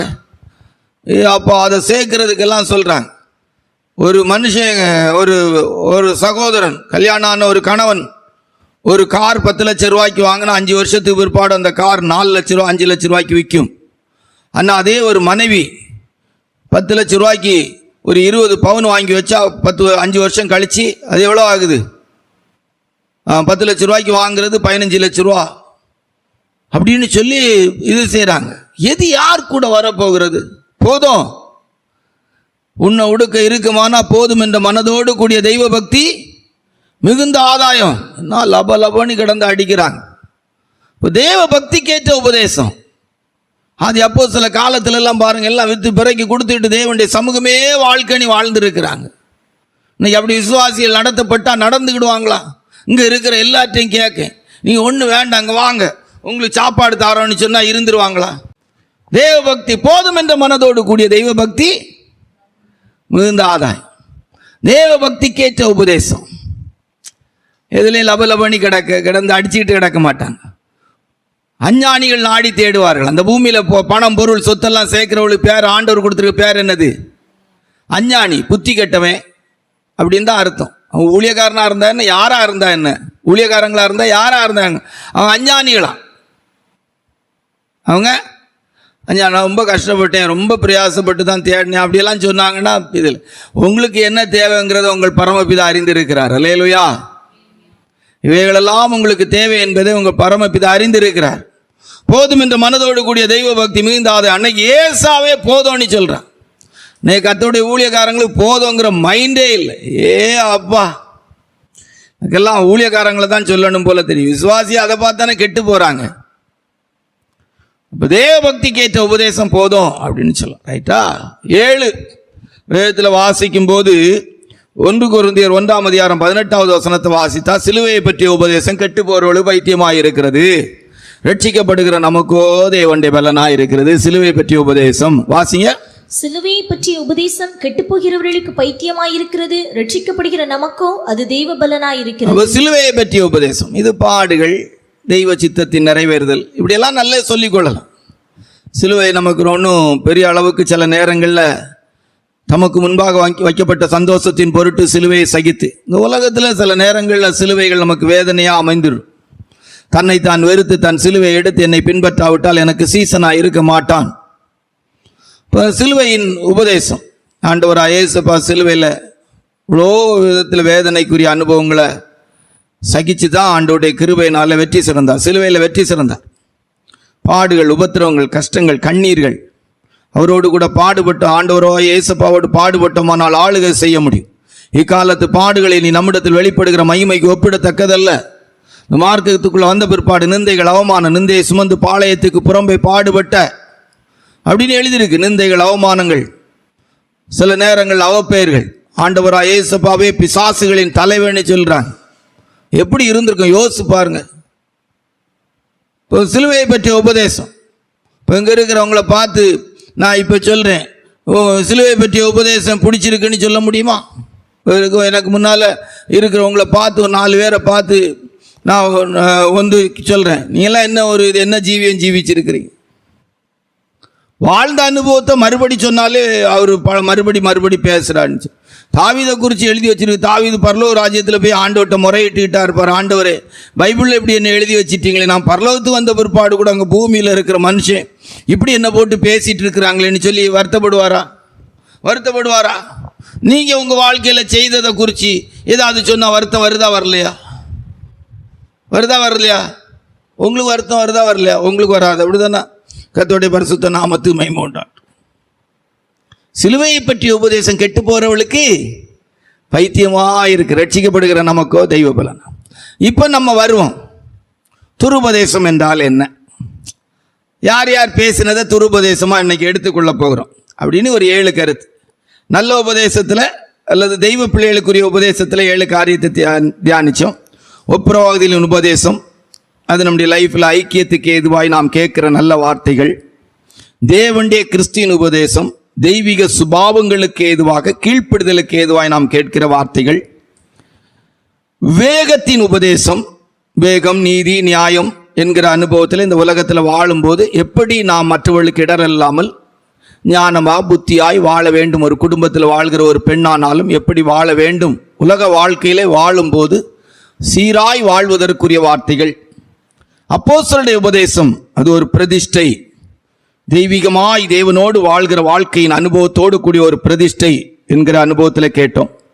ஆரோக்கியமான உபதேசம் அப்படின்னா அது நம்மளுடைய வாழ்க்கையில் தெய்வீகத்துக்கு மாறாக இந்த உலகத்திலிருந்து போராடுகிற எல்லாவற்றையும் ஜெயிப்பதற்கு ஏதுவாக எப்போதும் ஆவிக்குரிய ஜீவியத்தில் அனலாய் வாழ்வதற்கேற்ற வார்த்தைகள். அடுத்தது தெய்வ பக்திக்கேற்ற உபதேசம், போதும் அப்படிங்கிற மனரம்யத்தோடு வாழ்வதற்கேற்ற வார்த்தைகள். எதுவும் இல்லைன்னு நினைக்காம, எதுவும் இருக்குன்னு நினைக்காம, இருக்கிறதுல ரொம்ப சந்தோஷமாய் மனரம்யமாய் வாழ வைக்கிற உபதேசம். ஏன்னா இங்கே வரும்போது ஒன்றும் கொண்டு போகலை, போகும்போது ஒன்றும் கொண்டு போக மாட்டோம். சிலுவையை பற்றிய உபதேசம், பாடுகளினர். இப்போ துருபதேசம் அப்படின்னு சொன்னால் முதல்ல நம்ம எதை எடுத்துக்கொள்கிறோம்னா, ஆதியாகமம் 3ஆம் அதிகாரம் 1-6 வரைக்கும் வாசித்தால் சாத்தானின் செயல்களுக்கு ஏற்ற விதத்தில் உள்ள உபதேசத்தை முதலாவது நாம் எடுத்துக்கொள்கிறோம். பைபிள் வேதத்திலே ஒரு வசனம் உண்டு, பிசாசுகளின் உபதேசம் அப்படின்னு சொல்லி. ஆதியாகமம் 3ஆம் அதிகாரம் 1-6 வரைக்கும் வாசிப்போம். தேவனாகிய கர்த்தர் உண்டாக்கின சகல காட்டு ஜீவன்களை பார்க்கிலும் சர்ப்பமானது தந்திரம் உள்ளதாய் இருந்தது. அது ஸ்திரீயை நோக்கி, நீங்கள் தோட்டத்தில் உள்ள சகல விருட்சங்களின் கனியையும் புசிக்க வேண்டாம் என்று தேவன் சொன்னது உண்டோ என்றது. ஸ்திரீ சர்ப்பத்தை பார்த்து, நாங்கள் தோட்டத்தில் உள்ள விருட்சங்களின் கனிகளை புசிக்கலாம், ஆனாலும் தோட்டத்தின் நடுவில் இருக்கிற விருட்சத்தின் கனியை குறித்து தேவன் நீங்கள் சாகாதபடிக்கு அதை புசிக்கவும் அதை தொடவும் வேண்டாம் என்று சொன்னார் என்றாள். புசிக்கவும் தொடவும் வேண்டாம் என்று சொன்னார். கூட்டி குறைச்சி பேசிட்டாங்க நம்ம. இப்போ அந்த பகுதிக்கு நம்ம போக வேண்டாம். பிசாசுகளின் உபதேசம் என்பது சுருக்கமாக சொன்னால் ஒரு கர்த்தருடைய பிள்ளையை தேவனுக்கென்று காத்திருக்க விடவே செய்யாது. வேதம் முழுவதும் நீங்க வாசித்து பார்த்தீங்கன்னா கர்த்தருக்கு காத்திருக்கிறவர்கள் எடுக்கப்பட்டு போவதில்லை அப்படின்னா, நம்ம வேதம் முழுவதிலும் எடுத்து பார்த்தா ஆதியாகமத்திலிருந்து வெளிப்படுத்தின விசேஷம் வரைக்கும் வாசித்து பார்த்தீங்கன்னா வேதத்தில் பிரபலமான மனிதர்களாய் வேதத்திலிருந்து நாம் தியானிக்கிற எல்லா மனிதர்களும் கர்த்தரை நோக்கி பார்த்து காத்திருந்திருக்கிறார்கள். சோதனை நேரமாக இருக்கட்டும், போராட்ட நேரமாக இருக்கட்டும், எந்த விதமான யுத்தங்கள் நேரமாக இருக்கட்டும், எவ்வளோ பெரிய பிரச்சனை நேரத்தில் கர்த்தருக்காக காத்திருக்கிறாங்க. இங்கே பாருங்க, ஒரு செழிப்பான ஆசீர்வாதமான சூழ்நிலையில் தேவனாய் கர்த்தர் அவங்களை ஏதேன் தோட்டத்தில் வச்சிருக்கிறாங்க. அந்த நன்மை தீமை அறியத்தக்க விருட்சத்தின் கனியை ஆண்டவர் புசிக்க கூடாது என்பதற்காக வைக்கல. அது ஒரு நாள் வரும்போது அவங்க புசித்திருக்கலாம். இப்போ ஒரு பொம்பளை பிள்ளை பிறந்திருக்குது, ஒரு 12 வயசு 13 வயசுல பெரிய பிள்ளை ஆயிட்டாங்க. உடனே நான் கல்யாணம் பண்ணுவேன்னா சட்டம் என்ன செய்யாது? ஏற்றுக்கொள்ளாது. அந்த பிள்ளை ஒரு தாய்மை அடைவதற்குரிய தகுதி உள்ளவள் என்பதை உலகத்துக்கு நம்ம கார்டு அடிச்சு கொடுத்து ஒரு சடங்கு நடத்தியாச்சு. ஆனா இப்ப சட்டம் என்ன செய்யாது? அனுமதிக்காது. அந்த பிள்ளை மேஜர் பெரிய பிள்ளை திருமணத்துக்குரிய அங்கீகாரம் உள்ள வயது 18 வயது முடிஞ்சிருக்கணும். 19 வயசு ஸ்டார்ட் ஆயிரும், 18 வயசு என்ன செய்திருக்கணும்? முடிஞ்சிருக்கணும். ஒரு பையன் 21 வயசு முடிஞ்சிருக்கணும். இது போலதான் நன்மை தீமை அறியத்தக்க விருட்சத்தின் கனியையும் தேவன் படைத்து ஒரு குறிக்கப்பட்ட நாள் வரைக்கும் அவங்க காத்திருக்க வேண்டியது இருந்துச்சு. ஆனா அதுக்கு முன்னாலே அவள் அந்த நன்மை தீமை அறியத்தக்க கனியின் விருட்சத்தை புசிக்க வச்சோம். இப்போ சாத்தானின் உபதேசம் என்பது நின்றுக்கிட்டு கால் நீட்ட வைக்கிற மாதிரி, நின்றுட்டு டக்குனு காலை நீட்டி பாருங்க. ஆமா, அவசர செயலுக்குரிய அவ்வளவு காரியத்தையும் செய்வோம். அவன் தந்திரக்காரன். எப்படியெல்லாம் ஒரு தேவனுடைய பிள்ளை வஞ்சித்து, எப்படியெல்லாம் அவசரப்படுத்தி, ஆமா, கையில் 2 லட்சம் ரூபா இருக்கும், 5 லட்சம் ரூபாய் பொருள் வாங்க ஏவுவான். கையில் இருக்கிறது எவ்வளவு? 2 லட்சம் ரூபா. வாங்குற பொருள் எவ்வளவு? 5 லட்சம் ரூபா. இந்த 2 லட்சம் ரூபா சேர்க்கறதுக்கு 2 வருஷம் கஷ்டப்பட்டிருப்பாங்க. அப்போ இந்த 3 லட்சம் ரூபா இன்னும் கடன் அடைக்கைக்கு ஒரு 3 வருஷமாவது ஆகும். அதுக்கு இனி வட்டி. அப்படி துரிதப்படுத்தும், விடமாட்டான். 5 ரூபா இருந்தால் 15 ரூபாய்க்கு பொருள் வாங்குறதுக்கு ஏவுவோம். செயல்பாட்டு அப்படியே செய்வோம், காத்திருக்க விட மாட்டான். சரி, 5 ரூபா இருக்குது, ஆண்டவர் என்ன நமக்கு தரட்டு, கடன் இல்லாமல் வாங்குறதுக்கு என்ன வழி, நாம் எப்படி ஜீவிக்கிறதுக்கு என்ன, விட மாட்டான். ஏவிக்கிட்டே இருப்போம். அவங்கள எப்படி ஏவாளை வஞ்சித்தானா அதுபோல காத்திருக்க விட மாட்டான். தேவன் நன்மை செய்கிறதுக்கு, அல்லது தேவன் நம்முடைய தேவையை சந்திப்பதற்கு, தேவன் நம்முடைய காரியங்களை விசாரிப்பதற்கு, தேவன் நம்மை ஆசீர்வதிப்பதற்கு, நம்முடைய காலங்கள் வரும்போது தேவனுடைய ஆசீர்வாதத்தோடு நாம் வாழ்கிற அந்த நாள் வரைக்கும் அவன் காத்திருக்க விடவே மாட்டான். பிஞ்சில பழுத்தது போல செயல்பட வைத்துரும். இதான் பிசாசுகளின் உபதேசம். இந்த உபதேசத்தில் ஒண்ணுதான் அன்னைக்கு பிள்ளைகளுக்கு ஒரு வயசு வரும்போது பெற்றோர் கண்டிப்பா அந்த பிள்ளைகளுக்கு ஒரு பையனை பார்த்து, ஒரு பிள்ளையை பார்த்து கல்யாணம் பண்ணி வைப்பாங்க. ஆனா அதுக்கு முன்னாலே அந்த சாத்தானின் உபதேசம் என்ன செய்கிறோம்? காதலிக்க வச்சிரும். அதான் எல்லாம் பார்த்தீங்களா? அப்படிதான் நிறைய விஷயம் இப்படிதான் இருக்கு. இன்னைக்கு அநேக தெய்வ பிள்ளைகள் பொதுவா உலகத்தில் இருக்கிறவங்க கடனுக்குள்ள வாரதெல்லாம் காரணம் இதான். இதெல்லாம் அந்த சாத்தானுக்கு வேலையில் ஒண்ணுதான். யதார்த்தமா சிலருக்கு கடன் வந்துடும், அது வேற. சிலர் கடனுக்குள்ள போயே இருப்பாங்க, அது என்ன சாத்தான் விட மாட்டான். கர்த்தருடைய பரிசுத்த நாமத்து மகிமை உண்டாகட்டும். அப்போ பிசாசுகளின் உபதேசம் அப்படின்னு சொல்லும் போது தேவனுக்காக ஒரு மனிதன் காத்திருப்பதற்கு விடாமல் எவ்வளவு துரிதமாய் அவனை துரிதப்படுத்தி வஞ்சித்து தேவனை விட்டு விலக்க முடியுமோ அவ்வளவுக்கு விலக்கிறதுக்கு ஏதுவாக செயல்படுவது பிசாசுகளின் உபதேசம். சரியா? கர்த்தருடைய பரிசுத்த நாமத்துக்கு மகிமை உண்டாகட்டும். இந்த உபதேசம் தான் இன்றைக்கும் பூமியில கிரியை செய்யுது. இதை இன்றைக்கு ஊழியர்கள் எப்படி பயன்படுத்துறாங்கன்னா, 1 கொரிந்தியர் 2:5 வசனத்தில் பரிசுத்த பவுல் அவர்கள் சொல்றாங்க, எங்களுடைய பிரசங்கங்கள் நயவசனிப்புள்ளதாயிராமல். வாசிய, என் பேச்சும் என் பிரசங்கமும் மனுஷன் ஞானத்திற்குரிய நயவசனம் உள்ளதா, நயவசனிப்புக்குரியதா இல்லாம. எப்படி அன்னைக்கு சாத்தா நயவசனிப்பா பேசினானோ அன்னைக்கு ஊழியக்காரங்கள் எல்லாம் அப்போஸ்தலனாகிய பேதுருக்குள்ளே சாத்தா போனா, அப்போஸ்தல அழைப்புக்குரிய பட்டத்துக்குரிய யூதாசுக்குள்ளே சாத்தா போனா. அப்போ இன்னைக்கு இருக்கிற ஊழியக்காரன் எல்லாம் லட்டு மாதிரி அல்வா மாதிரி சாப்பிட்டு ஒழுங்கிட்டு போயிட்டே இருப்பான். தேவன் ஜோமணி தெரிந்தெடுத்து இந்த கல்லின் மேல் என் சபையை கட்டுவேன்னு சொன்ன பேதுருவை பார்த்து பின்னால போ சாத்தானேன்னு சொல்லக்கூடிய இடத்துல 5 வசன வித்தியாசத்துக்குள்ளே உள்ளுக்கு போயிட்டான். நிறைய ஊழியர்கள் நயவசனிப்பாய் அதினதின் காலத்தில் எல்லாவற்றையும் நேர்த்தியாய் கர்த்தர் செய்வார். தேவரீர் சகலத்தை செய்யவல்லோ, நீர் செய்ய நினைத்தது தடைபடாது. கர்த்தர் நமக்கு நீ நியமித்திருந்த எதை யாராலும் பறித்து தட்டி பறிக்கவே முடியாது. எனக்கென முன் குறித்த எதையுமே எப்படியும் நிறைவேற்றி முடித்திடுவார். அப்படி இங்கிலீஷில் சொல்லுவோம், வெயிட் அண்ட் சி, காத்திருந்து பார். அப்படிதானா? காத்திருங்க. கர்த்தருக்கு காத்திருக்கள் ஒருபோதும் வெட்கப்பட்டு போவதில்லை. அவரை நோக்கி பார்த்த முகங்கள் பிரகாசம் அடைந்தன. இந்த அனுபவத்துக்கு விட மாட்டான் பிசாசுகளின் நயவசனிப்பான் அனுபவம். இன்னைக்கு அப்படிதான் ஊழியர்கள் எல்லாம் ஆண்டவர் நம்மை ஆசீர்வதிப்பது அவருடைய வேலை. அவருடைய வேலைக்கு கிடந்து இங்கே உள்ள ஊழியக்காரெல்லாம் அவன் பிழைப்புக்கு பிச்சை எடுக்கிறதுக்கு போட்டு நயவசனிப்பா ஜனங்களை பேசி ரைட் ஓகே. அப்போ பிசாசுகளின் உபதேசம் என்பதை சுருக்கமாக சொன்னால் கர்த்தருக்காக ஏசப்பாவுக்காக காத்திருக்க விடாதபடி, அது எழுத்தின்படி ஆரம்பித்து ஸ்பிரிச்சுவலாக ஆண்டோடைய வருகைக்கு போகிறது வரைக்கும் காத்திருக்க முடியாதபடிக்கு செயல்படுகிற விதத்தில் ஒரு மனிதனை மாற்றுகிற வார்த்தைகள். 2 1 ராஜாக்கள் 13ஆம் அதிகாரம் 1-24 வரைக்கும் எழுதி கொள்ளுங்க, வாசிக்க வேண்டாம். 1 ராஜாக்கள் 13ஆம் அதிகாரம் 1-24 வரைக்கும் வாசித்தா ஒரு கிழட்டு தீர்க்கதரிசியுண்டே, ஒரு பொய் தீர்க்கதரிசியுண்டே வேலை. ஒரு நல்ல தீர்க்கதரிசியை வழி தப்பி போக பண்ணுகிறான். நல்ல தீர்க்கதரிசி.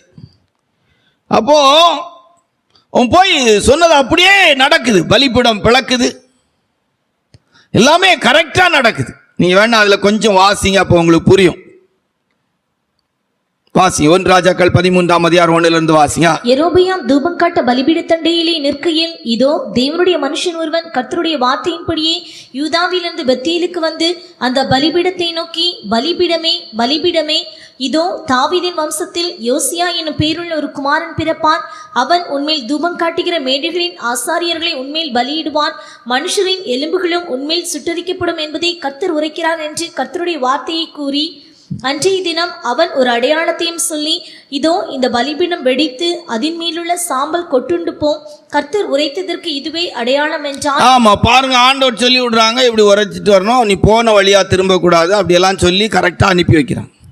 இந்த கிழட்டு தீர்க்கதரிசி ஒருத்தன் வந்து அவன் அழகா கூப்பிட்டு சாப்பாடெல்லாம் கொடுத்து அவன் சிங்கம் கொல்ற விதத்தில் இட்டான். இப்போ கிழட்டு தீர்க்கதரிசின்டே உபதேசம், பொய் உபதேசம். இன்றைக்கி அப்படிதான், எண்ணி முடியாத நல்ல ஊழியர்களை கூட, நல்ல தரிசனத்தோடு கர்த்தருடைய ஊழியத்துக்கு புறப்பட்ட ஊழியர்களை கூட இப்படிப்பட்ட, அதாவது கிழட்டு தீர்க்கதரிசி. ஒன்று என்னை எப்படி சொல்ல வைக்கணும், வார்த்தைகளை சொல்ல வைக்கணும், கொஞ்சம் கஷ்டமாக இருக்கு. அப்படிப்பட்ட அனுபவங்கள் சில, எப்படி சொல்கிறது, நீ தமிழ்நாட்டிலலாம் எடுத்து பார்த்தா இப்படி கிழட்டு தீர்க்கதரிசி போல் நிறைய ஊழியக்காரங்க விதைச்ச செயல்கள் தான் இன்னைக்கு தமிழ்நாடு இவ்வளவு மோசமான நிலவரத்தில் சபைகள் வந்ததுக்கு காரணமாக இருக்கு.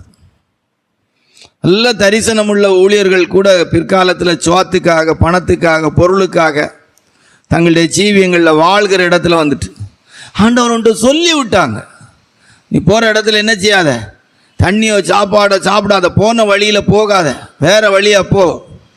அவனை வழியை திருப்பி கொண்டு வந்துட்டான், வழியை திருப்பி கொண்டு வந்துட்டான். கொண்டு வந்து நல்ல சாப்பாடு கொடுத்தான், தின்னான். கர்த்தருடைய ஊழியர்களுடைய அந்த லட்சியம், வாஞ்சை, விருப்பம், நான் எதற்காய் பிடிக்கப்பட்டேனோ அதை பிடித்துக் கொள்ளும்படி ஆசையாய் தொடர்கிறேன். ஒவ்வொரு தெய்வ ஊழியர்களும் அழைக்கப்பட்ட அழைப்பு, அந்த தெரிந்து கொள்ளப்பட்ட நோக்கத்துக்கு மாறா இன்றைக்கு கிழட்டு தீர்க்கதரிசியுடைய வார்த்தையை போல ஒரு விதமான ஒரு துருபோதேசம் கிரியை செய்கிறது. ஊழியக்காரங்கன்னா இப்படி தான் இருக்கணும் அப்படின்னு சொல்லி புறப்பட்டிருப்பாங்க. 7 வயதில் அவ்வளோ பக்தி வைராக்கியமாக இருப்பாங்க. இந்த டிபிஎம் ஸ்தாபனத்திலலாம் ஊழியத்துக்கு வரும்போது அப்படிதான், சின்ன வயசு 20 வயசு, 21 வயசு, 22 வயசு, 23 வயசு, 25 வயசுக்குள்ளே வருவாங்க. வரும்போது ஏசப்பாவுடைய அன்பு போதும், எந்த பெண்களுடைய எந்த விதமான பார்வை பேச்சு கூட நமக்கு வேண்டான்னு சொல்லி நெருப்பாக இருப்பாங்க. கொஞ்ச காலம் ஆகும்போது சில கிழட்டு தீர்க்கதரிசிகளுடைய வார்த்தையை போல உள்ள ஜீவியங்கள், வார்த்தைகளை கேட்டு அவ்வளோதான், அவங்க லட்சியங்கள் எல்லாம் மாற்றப்பட்டுரும். எப்படி வாழலாம் அப்படிங்கிற இடத்துல வந்துடும். அன்னைக்கு அவனை சிங்கம் கொன்று போட்டது போல யாரை விழுங்கலாம் என்று வகை தேடுகிற சாத்தான் ஒரு முழுங்கு முழுங்கிட்டு விட்டு போயிடுவான். சிங்கம் கடிச்சு ஒரு முழுங்கிட்டு விட்டு போயிடுவான். அப்படின்னா அர்த்தம் என்ன, செத்த ஆளாக மாற்றிட்டு போயிடுவான். ஸ்பிரிச்சுவல் லைஃப்பில் செத்த ஒரு அனுபவத்தில் மாற்றிட்டு போயிடுவான். இருக்க வேண்டிய ஸ்தானங்கள், அந்த அழைப்பின் மேன்மை, தெரிந்தெடுக்கப்பட்ட நோக்கம், நான் எதற்காக பிடிக்கப்பட்டேனோ அந்த பிடித்துக் கொள்ளும்படி ஆசையாய் தொடர்கிறேன், லட்சியங்கள் எல்லாவற்றையும் மாற்றி விட்டுருவோம். அந்த கிழட்டு தீர்க்கதரிசியுடைய உபதேசம் என்று சொல்லும்போது ஒரு கர்த்தருடைய பிள்ளை சபையிலும் கூட சிலருக்கு சில லட்சியம் இருக்கும். ஆராதனைக்கு வர்றதுலேருந்து, உடுக்கிறதுலேருந்து, பேசுறதுலேருந்து, வாழ்கிறதுலேருந்து எல்லாவற்றிலும் ஒரு லட்சியம் இருக்கும். விசேஷமாக இது ஊழியக்காரர்களுக்கு தான் நல்லா சொல்லலாம். நல்ல ஒரு தீர்க்கதரிசியுடைய வாழ்க்கை வழியிலே நிர்பந்தமான நிலவரத்தில் முடிஞ்சு போச்சு. இந்த கிழட்டு தீர்க்கதரிசி செய்த வேலை கர்த்தருடைய பரிசுத்த நாமத்து மகிமை உண்டாட்டும்.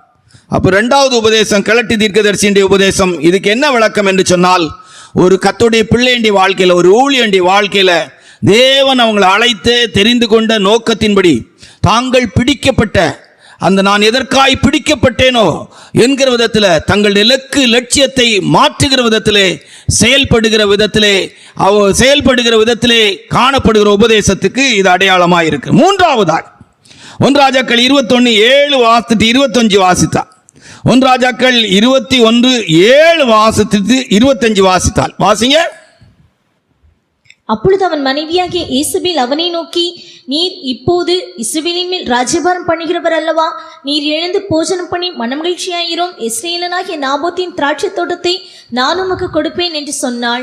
25வது வசனத்தை வாசிங்க. தன் மனைவியாகிய யேசபேல் தூண்டிவிட்டபடியே கர்த்தரின் பார்வைக்கு பொல்லாப்பானதை செய்ய தன்னை விற்று போட்ட ஆகாபை போல ஒருவனும் இல்லை. யேசபேலின் உபதேசம் நம்ம வெளிப்படுத்தின விசேஷத்திலே வரும். யேசபேலின் உபதேசம், இவளுடைய உபதேசம் என்னது? அபகரிக்கிறது. ஏங்க கொஞ்சம் துக்கமாக இருந்தால் பரவாயில்ல, எதுக்கு இங்கே கவலைப்படுறீங்க? சரி, அவன் தோட்டம் தரலன்னா நமக்கு வேற ஒரு இடத்துல கீரை தோட்டம் வச்சுக்கிடுவோம். அவன் வாஞ்சியோடு விருப்பமாக இருக்கிறான். நல்ல மனைவி இதை தானே சொல்லி கொடுக்கணும். என்ன நல்ல மனைவி என்ன செய்யணும்? இதை தானே சொல்லி கொடுக்கணும். நாபால் சொல்கிறான், நான் இடம் தெரியாத அண்ணி, எனக்கு ஆள் தெரியாதவங்களுக்கெல்லாம், என்னென்ன இடத்தாருன்னு தெரியாதவங்களுக்கெல்லாம் நான் சமைச்சு வச்சுருக்க சாப்பாடை கொடுக்க மாட்டேங்கிறான்.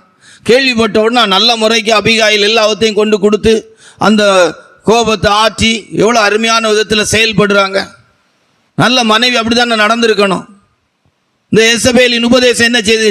நீங்கள் கவலைப்படாங்க, நீங்கள் சாப்பிடுங்க, நான் பார்த்துக்கிடுறேன் அப்படின்னு சொல்லிட்டு பேலியாளின் மக்களை ஏற்படுத்தி, பொய் சாட்சியெல்லாம் ஏற்படுத்தி நாபோத்தை கொன்று மொத்த குடும்பம் அழிகிறதுக்கு காரணமாக இருந்தாங்க.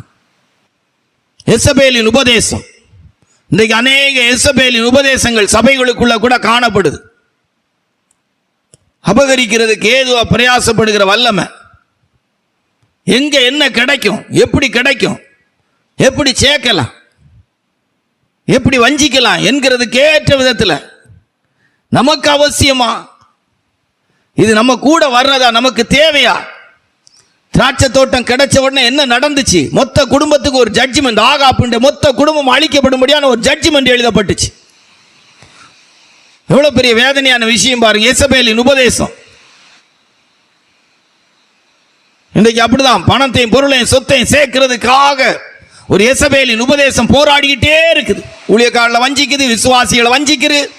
யேசபேலின் உபதேசம் என்று சொன்னால் ஒரு தேவ பிள்ளையுடைய லைஃப்ல தேவையில்லாத ஆசைகளை தூண்டி அபகரிக்கிறதுக்கு ஏதுவாய், வஞ்சிக்கிறதுக்கு ஏதுவாய், ஏமாற்றுகிறதுக்கு ஏதுவாய் செயல்படுகிற ஒரு வல்லமையை காட்டு. பணம், பொருள், சொத்து காரியங்களை எப்படியாவது வஞ்சித்து சேர்க்கணும்.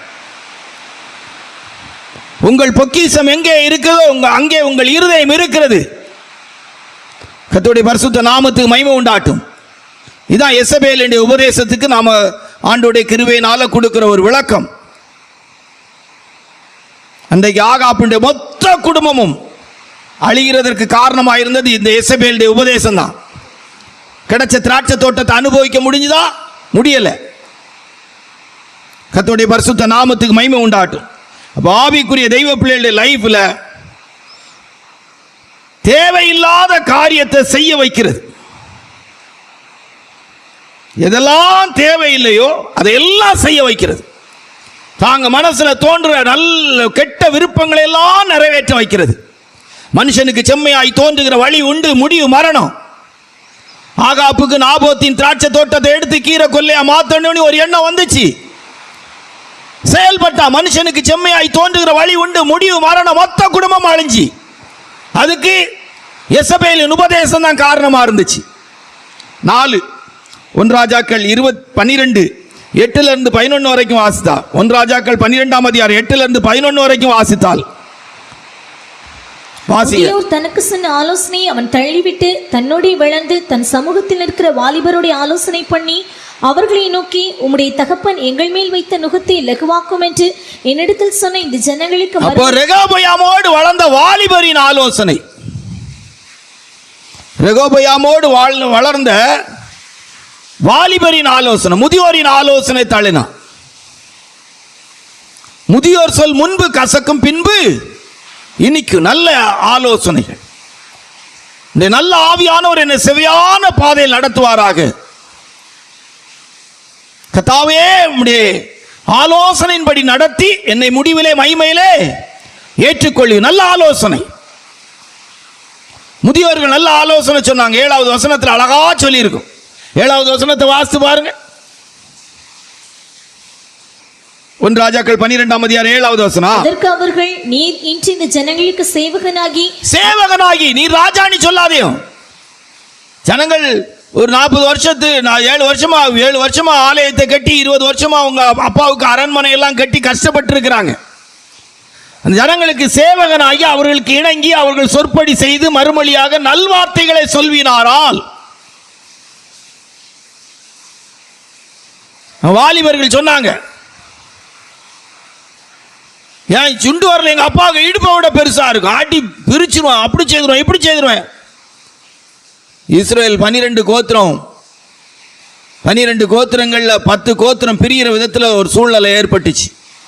வாலிபரின் ஆலோசனை, வாலிபரின் உபதேசம். இன்றைக்கு அப்படிதான். தங்களோடு பழகுகிறவங்க பேசுறவங்க உலகத்தாரா இருப்பாங்க, ஆவிக்குரியவங்களாகவே இருக்க மாட்டாங்க. சும்மா உலகத்தாங்களா இருப்பாங்க, உலகத்துக்குரியவர்களா இருப்பாங்க. பரலோகத்துக்கு போறதுக்கு அவங்களுக்கு சம்பந்தமே கிடையாது. ஒரு ரட்சிப்பு, உண்மையான ரட்சிப்பின் அனுபவம் கிடையாது, ஞானஸ்தானத்தின் அனுபவம் கிடையாது, பரிசுத்த ஆவியானுடைய அபிஷேகத்தின் அனுபவம் கிடையாது, நல்ல ஒரு வேத தியானம் கிடையாது, ஒரு நல்ல ஜெபம் கிடையாது, ஆவியானுடைய நடத்துதல் கிடையாது. ஆனா அவங்களோடு சேர்ந்து போவாங்க, அப்படியே போகும்.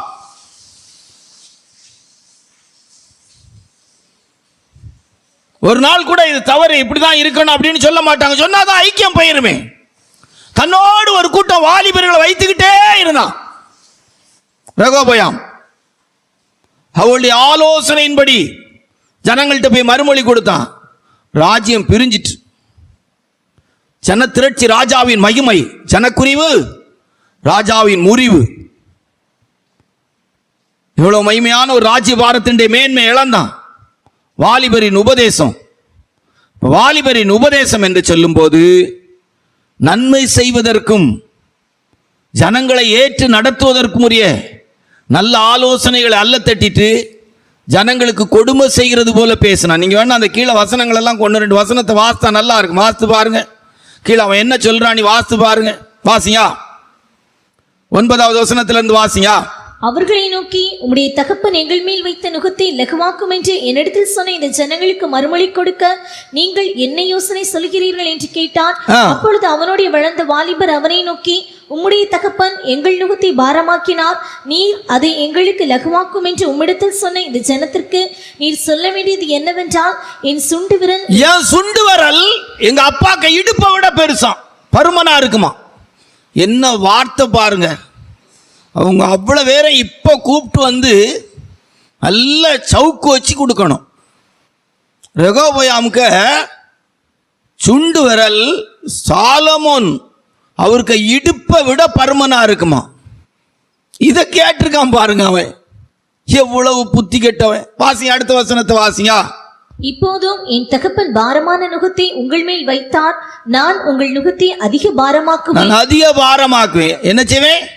அதிக பாரமாக்குவேன். என் தகப்பன் உங்களை சவுக்குகளினாலே தண்டித்தார், நான் உங்களை தேள்களினாலே தண்டிப்பேன். தேள்களினாலே தண்டிப்பேன். என்ன சொல்லதுக்கு யோசித்து பாருங்க. இதுக்கெல்லாம் விளக்கம் சொல்லி இப்போ பேசிட்டு போனோன்னீங்களா நேரமாக அனுமதி கொடுக்காது. இருக்கிற கூட்டத்தில் நீங்களும் கொஞ்சம் இவ்வளவு இதாக இருக்கான்னு நினைப்பீங்க. எப்பவும் சொல்கிற விளக்கம் தான் நான் என்னால் போதோன்னு நினைக்கிறேன். அப்போ 4வது அருமையானவளே, வேதம் நமக்கு சொல்லி கொடுக்கிற இந்த வாலிபருடைய உபதேசம் என்று சொன்னால் நமக்கு இருக்கிற மகிமை, நமக்கு இருக்கிற ஆசீர்வாதம், தேவன் நமக்கு தந்தவைகளை இழப்பதற்கு ஏதுவாக நம்மை ஏமாற்றுகிற விதத்திலே பிரயாசப்படுகிறதான உபதேசம். ரெகோபயாம் எல்லா ஆசீர்வாதத்தோடு இருந்தான். ஜனங்களுக்கு கொஞ்சம் சேவகனாகி இணங்கி அவங்களுடைய கஷ்டங்களை அறிந்து ஒரு ராஜா எப்படி செயல்படணுமோ அந்த செயல்பாட்டை செய்ய விடாம வாலிபருடைய உபதேசம் அன்றைக்கு இந்த ரெகோபயாமை வஞ்சித்தது. அதனால் ராஜ்யம் பிரிந்தது. அவனுக்கு இருந்த ஆசீர்வாதம் மகிமை அவனை விட்டு போனது. கர்த்தருடைய பரிசுத்த நாமத்துக்கு மகிமை உண்டாட்டும். 5வது நியாயாதிபதிகளின் புஸ்தகம் 16ஆம் அதிகாரம் 16-17 வாசித்தா. நியாயாதிபதிகளின் புஸ்தகம் 16ஆம் அதிகாரம் 16-17 வாசித்தா. வாசிய. இப்படி அவனை தினம் தினம் தன் வார்த்தைகளினாலே நெருக்கி அலட்டிக் கொண்டிருக்கிறதினால் சாகத்தக்கதாய் தெளிலாளின் உபதேசம். உன் மகா பெரிய பலன் எதுல இருக்கு? உன் மகா பெரிய பலன் எதுல இருக்கு? உன் மகா பெரிய பலன் எதுல இருக்கு? ஒரு தேவனுடைய பிள்ளையுடைய பிரதிஷ்டை, பவர், ஊழியக்காரர்களுக்கெல்லாம் வல்லமை அதிகாரத்தையும் கர்த்தர் கொடுத்திருக்கிறார். தெளிலாளின் உபதேசம். மடியில படுக்க வச்சு சவரங்கன் கத்திய வச்சு சப்பி தள்ளிட்டான். இன்னைக்கு இப்படிதான் ஒரு உபதேசம் இருக்குது. அல்ல என்ன சொல்லலாம், சுகபோகத்துக்கு ஏதுவான வார்த்தைகள், தேவனுடைய அன்பு, பரிசுத்தம், பிரதிஷ்டை எல்லாவற்றையும் இழக்க வைக்கிற விதத்தில் உள்ள ஒரு வல்லமை போராடிக்கிட்டே இருக்குது. தினம் தினம் டெய்லி ஆவிக்குரிய தெய்வ பிள்ளைகளுடைய வாழ்க்கையின் பிரதிஷ்டை மேன்மைகள் இன்றைக்கெல்லாம் எடுத்து பார்த்தா தெய்வீக சுகத்தின் பிரதிஷ்டையெல்லாம் இல்லை ஜனங்களுக்கு. கிறிஸ்தியனுக்கு ஜீவன், சாவியனுக்கு ஆதாயங்கிற ஒரு பிரதிஷ்டையின் வாழ்க்கையே இல்லை. சத்தியத்துக்காக ஜீவனை கொடுக்கும்படியான ஒரு அனுபவங்கள் எல்லாம் பார்க்க முடியல.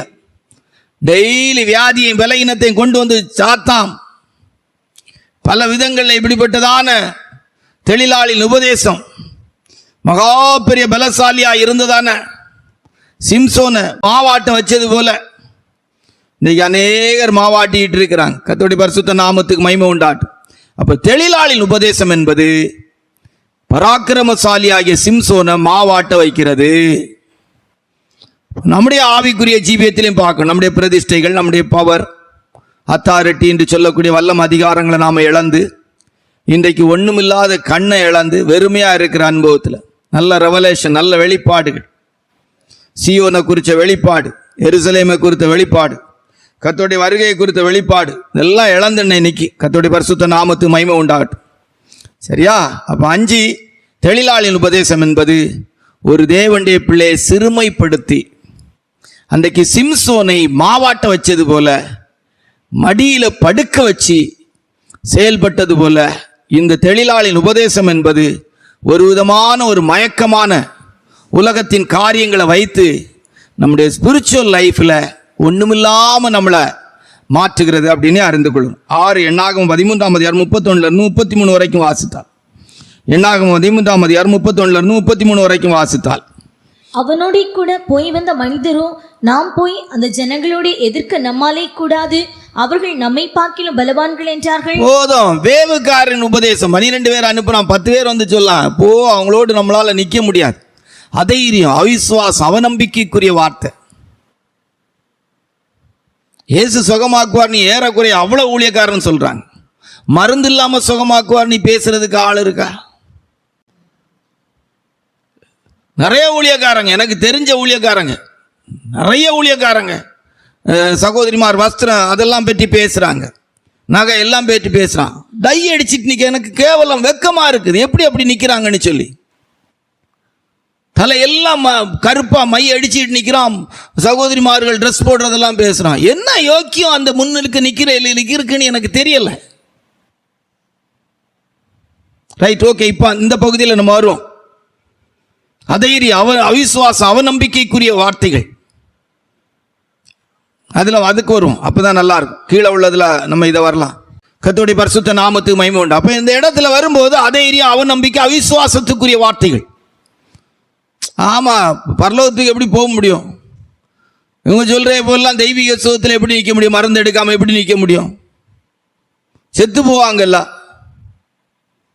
என்ன செத்து போவாங்கல்ல அப்படின்னு சொல்றாங்க. அதைரியப்படுத்துறதுக்கு, அவிசுவாசப்படுத்துறதுக்கு, அவநம்பிக்கைக்குரிய வார்த்தைகளை பேசுறாங்க. இப்படியெல்லாம் எப்படி வாழ முடியும்? அப்படியெல்லாம் ஒன்றும் இருக்க முடியாது. அப்படியெல்லாம் இருந்தா செத்து போவாங்க. இன்றைக்கு சாயங்காலமும் ஆண்டோடைய கிருபையினால சிந்திக்கும் போது, தியானிக்கும் போது, உலகத்தில் எவ்வளவு பெரிய மருத்துவர்களாக இருக்கட்டும், மருந்தை கண்டுபிடிச்சவங்களா இருக்கட்டும், தத்துவ ஞானிகளாக இருக்கட்டும், பெரிய கண்டுபிடிப்பாளர்களாக இருக்கட்டும், விஞ்ஞானிகளாக இருக்கட்டும், எல்லாம் செத்து போயிருக்கிறாங்களே. யாராவது சாகாம உயிரோடு இருக்கிறாங்களா? முன்ன பின்ன கொஞ்சம், அவ்வளோதான். கொஞ்சம் நாட்களும் வருஷங்களும் முன்னும் பின்னும் உலகம். அது இப்பெல்லாம் எடுத்து பார்த்தா வேணா ஒரு 10 வருஷம் 15 வருஷம் வேணா கூடுதலாக இருக்கும். ஹார்ட் ஆப்ரேஷன் பண்ணால் ஒரு 15 வருஷம் கூடுதலாக இருக்கும். இல்லைன்னா 15 வருஷத்துக்கு முன்னால் சாக போகிறோம். இவ்வளோதானே, 15 வருஷம் முன்னால் 15 வருஷம் வதச்சி பின்னால் சாக போகிறாங்க. ஒரு ஹார்ட் ஆப்ரேஷன் பண்ணவங்க 15 வருஷமாக மருந்து எடுத்து எடுத்து எடுத்து எடுத்து அவங்க ஒருவேளை 15 வருஷம் இந்த பூமியில் வாழலாம். இல்லை 50 வருஷமே வாழட்டான். இவ்வளவுதானே. அதைரியம், அவிசுவாசம், அவநம்பிக்கைக்குரிய உபதேசம். இன்றைக்கு தேவனுடைய வார்த்தைகளை விசுவாசிக்க முடியாதபடி, வாக்குத்தத்தங்களை அனுபவிக்க முடியாதபடிக்கு, நானே உன் பரிகாரியாய் கர்த்தருடைய தழும்புகளால் குணமானீர்கள், அவர் தாமே என்னுடைய பலவீனங்களை ஏற்றுக்கொண்டு நோய்களை சுமந்தார், மரணமே நேடாந்த அளவுக்கு தப்பும்படி தங்கள் ஜீவனையும் பாராமல் ஆட்டுக்குட்டியின் இரத்தத்தினாலும் சாட்சியின் வசனத்தினால் அவனை ஜெயித்தார்கள். கிறிஸ்துவை மரித்தோரிலிருந்து எழுப்பின ஆவியானவர் உங்களில் வாசமாய் இருந்தால், உங்களில் வாசமாய் இருக்கிற தம்முடைய ஆவியினாலே சாவுக்கு ஏதுவான உங்கள் சரீரங்களை உயிர்ப்பிப்பார். என் நாமத்துக்கு பயந்திருக்கிற உங்கள் மேல் நீதியின் சூரியன் உதிக்கும், அந்த சட்டையின் ஆரோக்கியம் இருக்கும். அவள் வெளியே புறப்பட்டு போய் கொளுத்த கன்றுகளைப் போல வளருவார்கள். முதிர் வயதில் கனி தந்து புஷ்டியும் பசுமையுமாய் இருப்பார்கள். கழுகுக்கு சமமாய் உன் வயது திரும்ப வாழ வயதாகும்.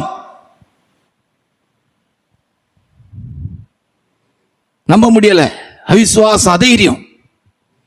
சரி, 7 வெளிப்படுத்தின விசேஷம் 2ஆம் அதிகாரம் 14வது வசனத்தின்படி பிலேயாமின் உபதேசம் வாசியா. ஆகிலும் சில காரியங்களை குறித்து உன் பேரில் எனக்கு குறை உண்டு. விக்கிரகங்களுக்கு படைத்தவர்களை புசிப்பதற்கும் வேசித்தனம் பண்ணுவதற்கும் ஏதுவான இடரலை இஸ்ரவேல் புத்திரர் முன்பாக போடும்படி பாலாக் என்பவனுக்கு போதனை செய்த பிலேயாமின் உபதேசம் வேறுபாட்டின் ஜீவியத்தை நஷ்டப்படுத்துகிறது. நம்ம அடிக்கடி பேசுகிற உபதேசங்களில் ஒன்று தெய்வீக சுகம், இந்த வேறுபாட்டின் ஜீவியம் நஷ்டப்படுத்துகிறது. கொஞ்சம் பணம், கொஞ்சம் சக்கரம் லேசாக இருந்துட்டா போதும், வேறுபாட்டின் ஜீவியத்தில் நஷ்டப்படுத்திடுவாங்க. என்ன முடிவெட்டுறாங்க. நான் யோசித்து பார்த்துருக்கேன். சிலர்லாம் வாலிப வயசில் முடியை வெட்டி அழகுபடுத்துவான். ஆண்டவர் குறிக்கப்பட்ட வயசுக்கு மேலே செம்மறி ஆட்டுக்க வாழை மாதிரி முடியை மாற்றி விட்டுருவார். இவ்வளவுதான் இருக்கும். இடையே வச்சுட்டு போவான். திருப்பி மற்ற இதுதான் வைக்கணும். வாலிப வயசில் நல்ல அழகாக முடி இருக்கும், அதை வெட்டி எடுத்து அப்படி கட்டைய கிராப் மாதிரி அவங்களுக்கு ஏற்றபடி வைப்பாங்க. நாட்களும் காலங்கள் வரும்போது ஆண்டவராகிய தேவன் அதுகளுக்கு முடிய இந்த மழிக்கட்டி ஏதாவது எது சொல்லுவான், எங்கள் இதில் சொல்லுவான் செம்மறி ஆட்டுக்கு வால் மாதிரி அப்படி. வேறுபாட்டின் ஜீவியம், கோணல் மாறுபாடு உள்ள சந்ததியை விட்டு பிரிந்து உங்களை ரட்சித்துக் கொள்ளுங்கள். உலகத்துக்கு ஒத்த வேஷம் தெரியாமல், நான் உலகத்தான் அல்லாதது போல அவர்களும் உலகத்தார் அல்ல, நான் உலகத்தார் அல்லாதது போல அவர்களும் உலகத்தார் அல்ல. என்ன பிடிக்கிறாங்க நம்ம ஆட்கள். பெந்தோகஸ்த ஜனங்கள் வெறும் நகை மட்டும்தான் போடலன்னு சிலர்லாம் பார்த்தா, மீதி அவ்வளவு உலகத்தாருடைய வேலையும் கையில் வச்சிருக்கிறாங்க. அவ்வளோ உலகத்தாருக்கு வேலையும் கையில் வச்சிருக்கிறாங்க.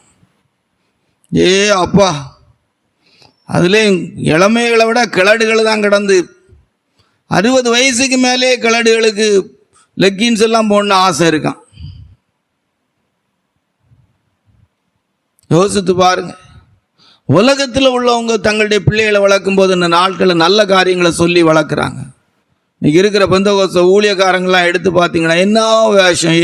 அப்பா, இல்லை ஸ்டேஜில் நின்று பேசினா எங்கே திருந்தோம், எப்படி மாறும்.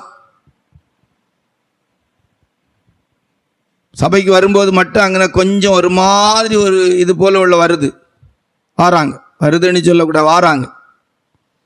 வெளியே போனால் என்ன இது இருக்குது. அது இந்த கல்யாணங்களில் பார்த்தா அப்பா உலகத்தார் பரவாயில்லைன்னு சொல்லக்கூடிய அளவுக்கு இருக்குது. கல்யாணம்னு சொன்ன உடனே அந்த நாளுக்கு என்ன அலங்காரம். அப்பா, கர்த்தருடைய பரிசுத்த நாமத்து மகிமை உண்டாட்டும்.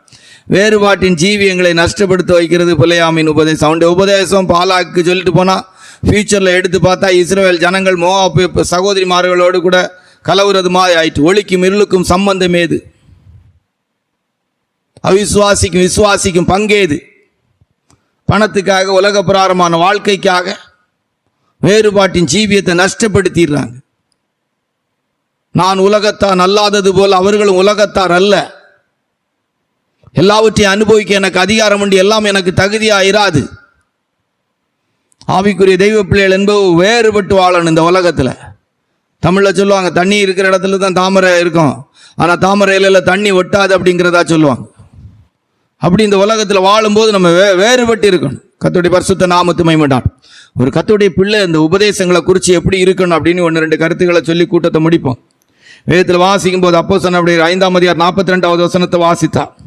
அப்போஸ்தலர் நடவடிக்கைகள் 5:42 வாசித்தா. தினம் அந்த உபதேசத்தை பிரசங்கித்துக்கிட்டே இருக்கணும் கர்த்தருடைய ஊழியக்காரங்க. வாசிங்க. தினந்தோறும் தேவாலயத்திலேயும் வீடுகளிலேயும் இடைவிடாமல் உபதேசம் பண்ணி இயேசுவை கிறிஸ்துவென்று பிரசங்கித்தார்கள். தினம் ஊழியக்காரங்க இந்த உபதேசத்தை பேசிக்கிட்டே இருக்கணும். அப்ப நம்ம எப்படி இருக்கணும்? லூக்கா சுவிசேஷம் 21:38. லூக்கா சுவிசேஷம் 21:38 படி வாசிங்க. ஜனங்கள் எல்லாரும் அவருடைய உபதேசத்தை கேட்கும்படி அதிகாலமே தேவாலயத்தில் அவரிடத்திற்கு வருவார்கள். அதிகாலமே வந்தாங்க. நல்ல உபதேசம் கேட்கறதுக்கு சீக்கிரமா வந்துடணும்.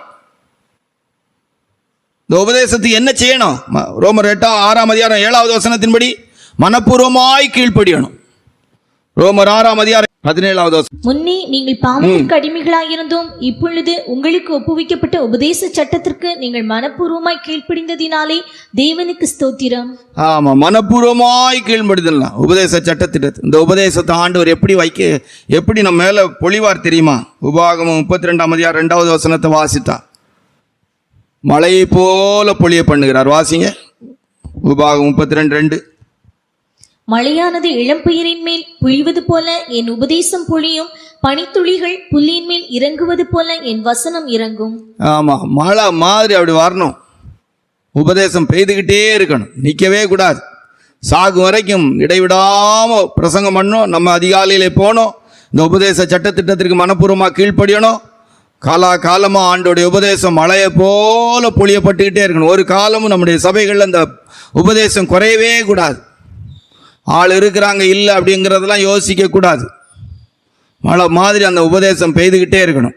ஆண்டோடைய கிருபையினால எந்த மனுஷனையும் கிறிஸ்து இயேசுக்குள் தேறிய நூலாய் நிறுத்தும்படிக்கு இந்த மனுஷனுக்கு புத்தி சொல்லி எல்லா ஞானத்தோடு உபதேசம் பண்ணுகிறோம் என்று சொன்ன போல உபதேசம் நம்மளை தேறினவளாய் மாற்றுகிறோம். நான் கட்டளையிட்டு யாவை நீங்கள் உபதேசம் பண்ணுங்கள், உலகத்தின் முடிவு அந்த சகல நாட்களில் நான் உங்களோடு கூட இருப்பேன். நல்ல உபதேசத்தை கேட்க கேட்க நம்முடைய ஜீவியம் மாறிக்கிட்டே இருக்கும். கர்த்தருடைய பரிசுத்த நாமத்துக்கு மகிமை உண்டாகட்டும். கர்த்தர் இந்த வசனங்களின்படி நம்மை ஆசீர்வதிப்பாராக. ஆமென்.